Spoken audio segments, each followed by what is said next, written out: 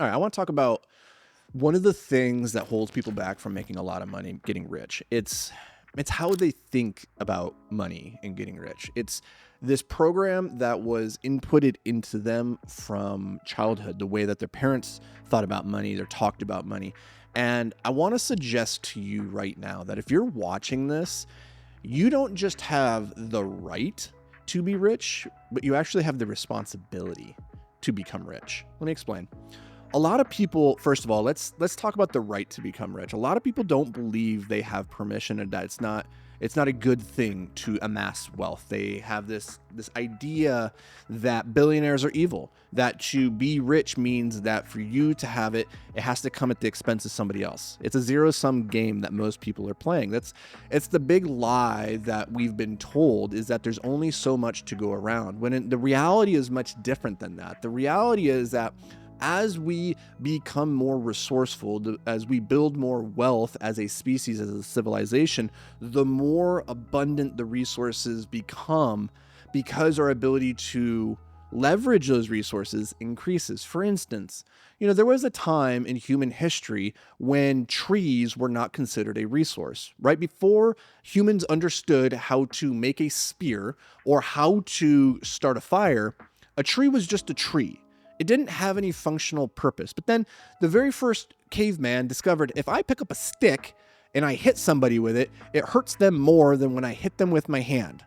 I have now a weapon. I now have turned a tree into a potential tool. Now, there are so many different ways that a tree can be used, right? Like, there's so many different ways it can be used as a resource. It wasn't until much later, after our club-wielding caveman friend Fred discovered, hey, if I take this and I apply friction to it over a long enough period of time, it will spark and it will catch fire. I don't know how fires work. I didn't create it. I didn't discover it, right? That's probably not how it works.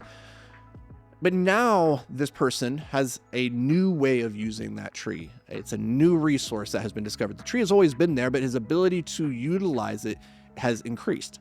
Now, his discovery that trees can be turned into fire and thus heat can be generated. We can now cook our food. We can heat our homes. We can use it to create steam and now move engines, right?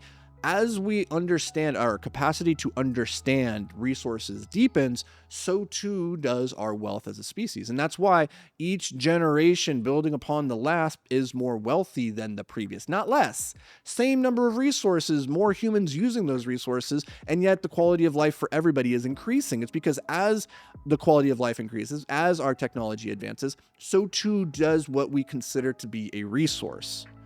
Now, that's a very important idea, because when you create wealth, what that is really doing is you are creating something of value that somebody else is then saying, that thing that you have is more valuable to me than the thing I currently have, which is my money, let's say. And I would like to exchange my money for that thing that you have, because I think that thing you have will make my life better. You have a jug of milk. I have 3 acorns. I think that jug of milk would be better. I could get more out of that, and I could enjoy it. I get sustenance. I could get swole with that protein or with that milk than with my acorns. So I will give you my acorns. And the guy with the milk is like, you know what? I have fucking cows for days. I have more milk than I could ever need.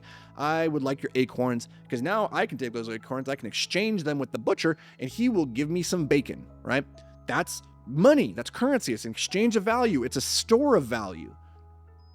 And the more value that you can create, the more of that you will accumulate. So wealth is not a zero-sum game. It is an infinite game. The longer, the better that we play it, the more there is for everybody.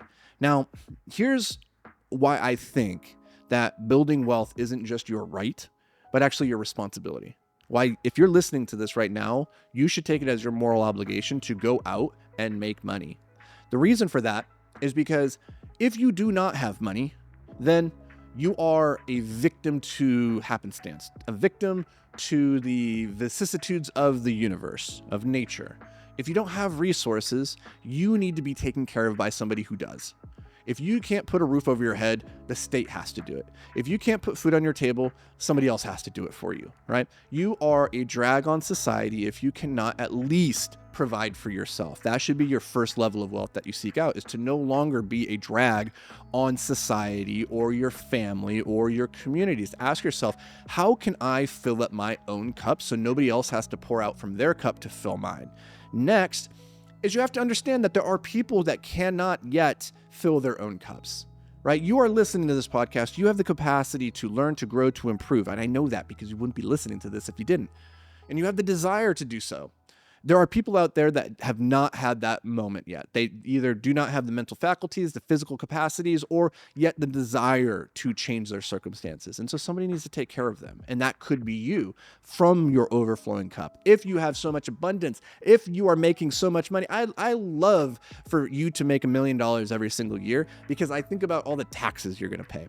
And those taxes then go back to things that help everybody, right? But even cooler than that is then what you get to use your own discretionary money on and how you can help people, whether that's your family, your friends, like your family gets sick, your brother gets sick, you can help him, right? If your friend wants to go and start a new business or go to school, you could help them, right? You're in a position to help the world when you are operating from that position of having abundant resources. And so I believe it is your responsibility to go and acquire these things so that you can be a pillar upon which everybody in your life can lean. And even if they don't lean on you, that's fine.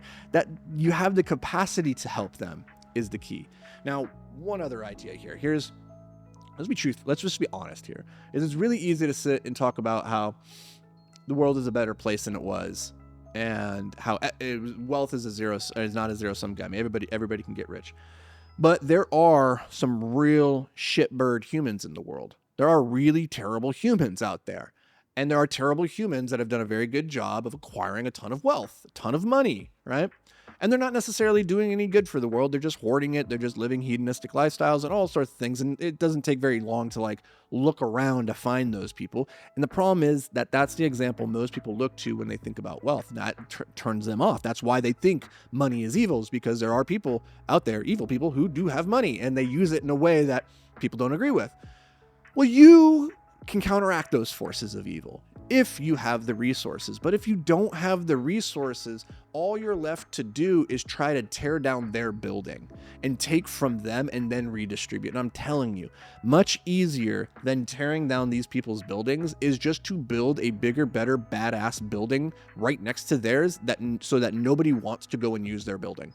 If somebody is in an industry that you currently serve, a demographic of people, and you don't agree with how they do business, you think they're shitbird humans, and you're like, they're taking advantage of people, they're scamming them.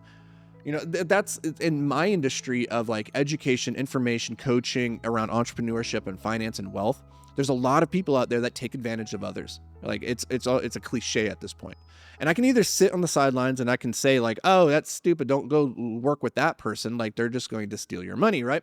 Or I can actually just go build a better version of that, a better business that actually serves people, compete with that shitbird human, put them out of business so that they don't make money. Because all things being equal, who do you want to work with? A shitbird or I don't know, pigeon? I guess, I don't know.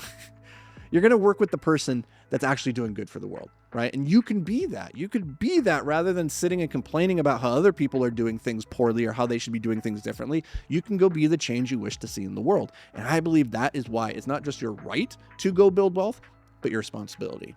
So what are you waiting for? Go get yours. I'll see you in the next episode.